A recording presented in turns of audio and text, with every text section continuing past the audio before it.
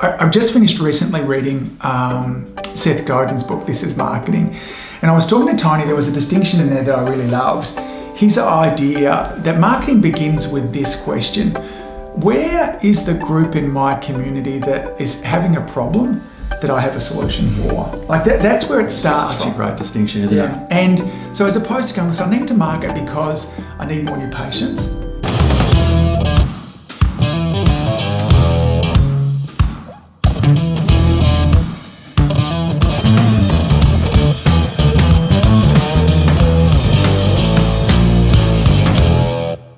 Welcome to the Marketing Your Practice podcast. We've got an alone version, just us. Yep. Not just us. Hey, today we're going to talk all things video. We've been having loads of conversations inside the community influencer membership platform recently about what does it take to have better videos. And by better videos, we're not talking about, the good news is you don't have to be making Academy Award winning videos. But there does need to be a look to the quality of your video, because your video really is a reflection of the quality of your practice. So if your videos are sloppy, if the content that you're sharing is not high quality, if some of the production concepts in it aren't great there too, then instead of actually building trust and authority inside your community, we can actually have that sort of dissipate as well. So we're going to talk through four different kind of strategies to help you improve the quality of your videos as well. So anything to add to that? Well, I just think it's that notion of if you're going to be putting great information out there, you want people actually consuming it. And these tips will help people go from the seeing your video to actually watching it and getting you great information, because you've got some awesome things to share with your community to be seen as the expert. But we've got to get them to watch the video. Yeah. And so we'll go through these four strategies to help you create better videos, to have more people watching them and getting you great information. So let's start with the first one. The first one is this concept of framing. It's really easy to correct this, and it really improves the professional feel of your video. So if you think about this, if you were to if you were to divide the screen of your device into 9 boxes, okay, so 2 lines down the middle, 2 lines as in up to down, and then across as well. The focus of your videos, in terms of the eyes, there too, need to be kind of at that top third. Now, if you're actually watching this video, I'm going to pop some lines on here now so you can see what happens. Too often when we're making videos, we have the camera way too far away from us. So first of all, that's one of the mistakes that people make there too. And we're not framed right. So if you and I had to kind of bob down now and get down to the bottom, that's often what we see people do. Yeah, it's too much space above their head. Yes, so way too much space up there. And if you're watching a show on television, an interview, a newscast as well, the eyes, which is where we're drawn to and watching a video there too, they're in that across that top third line as well. It gives a much more professional feel. Now, often too, don't have yourself in the very center of the video. Having yourself off to the side is another way that just gives a professional feel. Again, that's where these 2 lines intersect over on the top of the side there as well. Now, given that Tony and I are actually doing this, there's 2 of us on camera here, we can't both be right off to the side because we'd be out of the frame. But if you're just shooting this by yourself, then have yourself a little either to the left or over to the right. Now, this will come in really handy later on when we talk about movement inside there and adding text, but we'll talk about that more in a moment. So framing is a really simple way to improve the professional feel. And for most of you, it just means having the camera a heck of a lot closer to you. Or obviously in the post-edit, you can just have that zoom in a little bit to make sure the framing is right.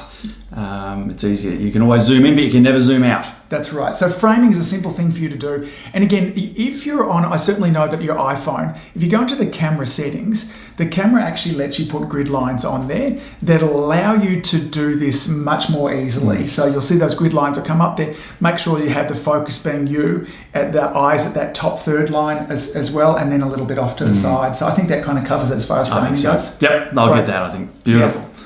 Second one. Which is all about who is the video for. Yeah, we need to. I was looking over some videos yesterday that we got, and they were really great videos talking about adding movement into the sedentary lifestyle that so many of our patients is having an impact on their health and well-being. And he was really talking about how do we add more movement back into our day, and broke it down to how do we add more movement at work, How do we add more movement at home? How do we add more movement into our commute? And it was full of some really great tips and strategies. What it lacked was, who is this for? Specifically, who is this for? Yeah. Because we know that just about everyone needs to add more movement. And whenever you find yourself making a video for everybody, stop. So it's one of the things that'll stop and impact the reach of your video, is that when we try and communicate with everybody, we have these incredibly sophisticated filters that I feel that have developed even more over recent years of social media, that as we're thumbing and flicking our way through, we're looking for, is this for me in particular? Do you have something that's going to make a difference to my life? And if it looks like it's a message for everybody, then that just gets scrolled straight through. The delete button is hit, we pass through that as well. So that same video we talked about could be just aimed towards it. Now you could aim it towards any group. Literally, here's a couple of examples. So if, for instance, you decided that this next quarter your focus in your practice was all about headaches, and that one of the factors that has an impact on headaches is this sedentary lifestyle. You're just not moving enough. We're not moving our spine enough. We're not moving our whole body enough there too. So what I want to show you is, how can you get more movement into your life? So for you headache sufferers out there, if you're gobbling down Panadols and whatever painkillers, if you're frustrated because of X, Y, and Z, if you're experiencing this kind of stuff there too, then today I want to talk to you about the impact that movement has. It's the same thing, go through those tips. But at the start there, we've told our audience that this is for people with headaches. Now, same thing, we could have done that same introduction style, but said, hey, listen, we're talking all about the impact of a detox this month. Last week, I spoke about what foods to eat, what ones not to eat there too. But it's not just about what foods you're putting in your body or not putting in your body there too. The movement is important for your digestive system. And we're going to talk about how we start to get more movement in at work, at home, and in our commute. Same thing, but we kind of bracket it with who we're talking to. Yeah, absolutely. And that hits them and says, yeah, this is for me. This is going to help improve my life. I'm now more likely to not just stop the feed, but actually watch the video. Yeah. So running that kind of filter through it, always think about that when you're starting a video, who is this video for? And the easiest way to think about that too is, what patient have you had this conversation with recently? We're all having these conversations each and every week in practice with our patient. Think about that you're just talking to that person. Maybe it was a conversation you had earlier on in the day, and you just kind of, set the camera up and go through and have that conversation. But narrowing down that focus is really important. We're doing that. I've just finished recently reading Seth Godin's book, This is Marketing. And I was talking to Tony, there was a distinction in there that I really loved. His idea that marketing begins with this question: where is the group in my community that is having a problem that I have a solution for? Like that's where it starts. Such a great distinction, isn't it? And so as opposed to going, so I need to market because I need more new patients. That's about you, and it comes across subtly in what we're going at. Stop and go, where is there a section that's suffering in my community that I have a problem for? That's who your video is for. So when we're talking about the who, it's for them. Beautifully said. Third point. Said. Number 3 is adding more movement or having movement in your video. And I think this can be a real clincher in having someone go from the start to the end of your video to consume it. And if we have a look at, what's your favorite movie? You have a look at your blockbusters. Why can we sit down and on a couch or in the theater for 90 minutes, 2.5 hours, 3 hours, some movies? Why can we do that? What are they doing to keep our attention and keep us focused on the message or the story It's because there's 35 cameras, high definition, there's action, there's special effects, there's sound effects, there's quotes on the screen, there's all this stuff going on to keep us engaged. Oh, what's going to happen next? Wow, oh gee, I didn't expect that. So they're capturing our attention fully. We see videos and we're helping clients with this, trying to add a bit more movement. At least every 30 seconds in your video, something should happen. Now, whether that's a quote that comes up on the screen, whether it's a cut to another frame, we're shooting this one with 2 angles. You'll see that we'll cut from one angle to another angle. It might just be a little jump cut, just in a little bit, out a little bit. Whatever it is, there needs to be some sort of movement happening to keep people engaged in your message and you'll get a much better result. I'm sure you've noticed my attention span has gone down horribly.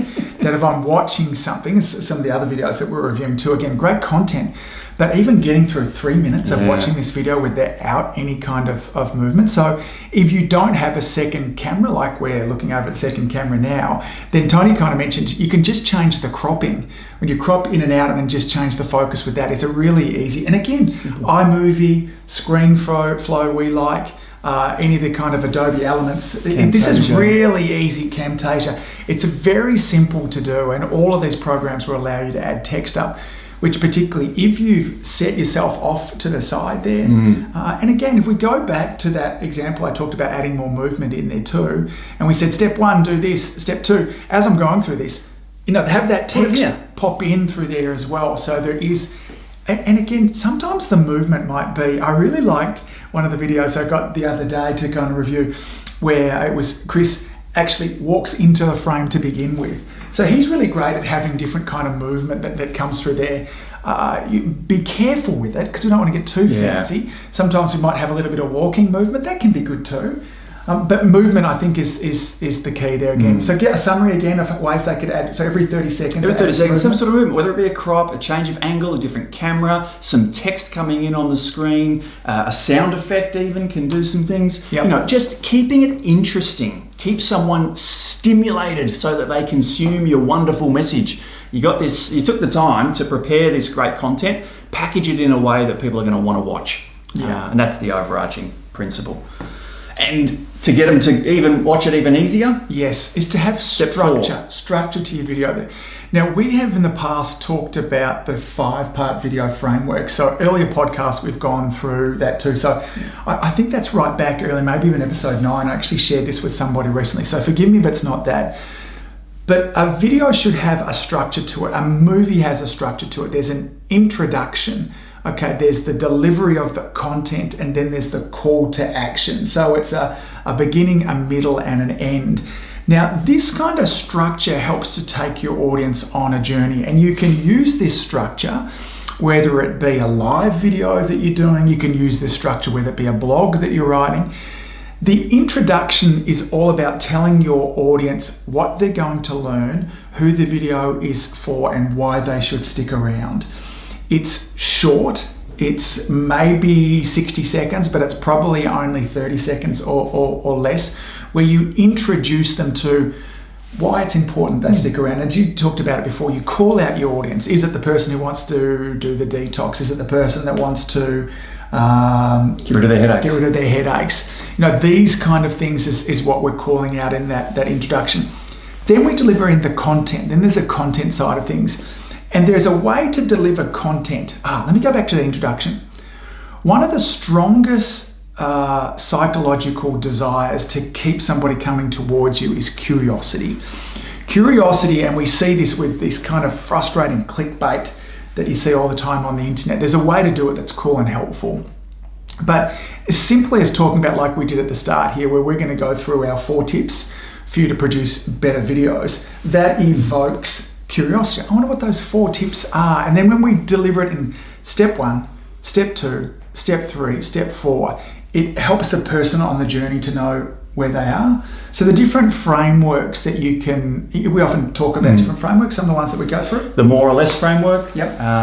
What people need to do more of, what people need to do less of to get the result that you want them to get is a really good framework. Or even those kind of steps, secrets. The steps and secrets, absolutely. And we use them all the time in our videos and in the podcast. It's the 4 steps to get rid of headaches without doing this. It's the 3 secrets, or what not to do, and that one of a warning, or what not to do if you want to get rid of your headaches. Make sure you're not doing this. How to get a result without having to do something bad. That's how to lose weight without dieting. Or we could talk about today, we could have framed this as how to create high quality videos without having to spend thousands and be a video expert.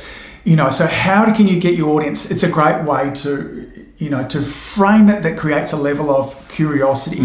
But if you can break down, particularly when you're doing how-to videos, if you can break down your teaching into steps, strategies, pillars, points, secrets, all these kind of things there too that will take somebody on a journey as well. And then the call to action. So there's certain things it's missed out all the time. What's the call to action all about? The call to action has to be naturally right. I go on about this a lot. It needs to make sense for the content that you're delivering. And if that makes sense, that you've delivered this amazing content, and look, if you want to know more, or if you're still struggling with those headaches, why don't you come in and we can have a consultation? Give the office a call on whatever the number is. Or it might be simply, this is part 1 of 3 videos. Hey, check out, if you missed part 1, go back and look at part 1. Check out our other videos on headaches. Like our Facebook page. Comment below. Let me know what you've found has been the biggest help for your headaches. There's so many different calls to actions, but they've got to be naturally right for the next step that you want that person to do. And the 1 in 4 rule, which is, 1 in 4, you should be asking them to come in. Why wouldn't you? You've helped them. You've provided some great content. They're interested because they've watched your video. Why wouldn't you say, hey, if you're still getting problems and having problems with these headaches, we've been dealing with headaches for people in this area for 20 years. Come on in, give us a call, schedule a time. There's that law of reciprocity. Cialdini talks about that in his book that says once you've done somebody something great, something nice to somebody, they're wanting to know what to do next. And when you don't actually invite them to engage with you in the next way, then sometimes it just feels a bit kind of strange at the end. So we need to tell them what is it? And all of this should be decided in advance. Okay, I'm going to do a video today, even if it's a live video. Who is my video for? I've got my framework all kind of worked out there too. I've worked out what kind of movement I've thought in advance about a second angle, and this concept, we didn't really even talk about even B-roll in terms of where that is. So a couple of weekends ago, we went down and shot a whole bunch of B-roll with Lauren, my wife, in the practice, which was just her adjusting people, assessing kids, going through all those kind of things. So when she's running, talking a video and talking through stuff, we can cut to, pictures of her adjusting. If she's talking about, different exercises with the kids, instead of her just talking through them, she can add kind of movement in there. So preparation beforehand is the key there. And of course, going back to what we're talking about as a call to action, before you start, what is the call to action? What do I want people to do? Because then that might impact the way that you are putting a video together. Good work. Good. I'm going to add a bonus. Fifth step. Jeez. Okay, so this is just for you guys that are listening. I don't even know what's coming. Yes, authenticity is the absolute key here. Is to be you. Whenever we get in front of a camera, most of us change. Harry McStiff. Yes, yeah. So and I mentioned earlier on, if you want to make your videos better, then just pretend you're talking to a patient. We're having these conversations all the time. Sit down and imagine that person's on the other side of the camera. And I guess you could probably even, if you had somebody in your practice, you could get them to sit over the other side of the camera there, ask you some questions and focus on them as long as it's kind of in the line of what the camera is. But you are enough. We want to see what your personality is. And if you're loud and brash and inexpressive, then be like that on camera. But if you're more shy and reserved, then that's okay too, because loud and brash is offensive to some people. It's attractive to others. So this is about finding out who you are. Be authentic in your videos as well. So you want to summarize those 5 in a heartbeat? The 5 are, so make sure your framing is right. Yep. Let's make sure that you know who the video's for, and that you're referring to those people through the video. Let's make sure that there's a more movement, whether it be through cuts or text or noise or whatever that may be. And then let's look at the structure and have a framework that you're delivering. And then the 5th bonus being authenticity, and making sure that you're giving the best you, because no one else can. Our call to action for this video, following our own advice? Following our own advice, I would say that because we've been giving people lots of help with these videos, if you'd like some help, then why don't you come over and join us in Community Influencer? Jump on to adiomedia.com/CI. Check it out. It's a membership community of people who want to be seen as the expert in their community, that person of influence in their community. And we'll take you through lots of different courses. We've got information on video, we've got information on marketing, branding, being that community expert, plus monthly trainings. We have one-on-one coaching threads that we can do. There's forums, there's a community. Jump in and check it out. So this is where this happens, where the members inside Community Influencer get their own private email thread with Tony and I too, and that's where they're sending us their videos for us to review, their websites to review. We're helping and assisting them come up with content, and then, as I said, a couple of times a month we get on kind of live video trainings with them as well. So adiomedia.com/CI. For less than the price of a visit each week, you can have Tony and I in your pocket, helping you reach more people in your community. And while we're on the pathway of asking you to do things, if you haven't already, can you head on over to iTunes, give us a star rating, let us know what you think about this. This helps us get this message out to more practitioners around the world. Our mission is really to help you guys have a great impact inside your community, because you know what, our communities damn well need us to step up and make a difference in their lives as well. So always, gang, thanks for what you do. Keep saving lives. Come on over, join us at adiomedia.com/CI, iTunes, subscribe, like, star rate. Have a bloody good day. Over and out. Bye.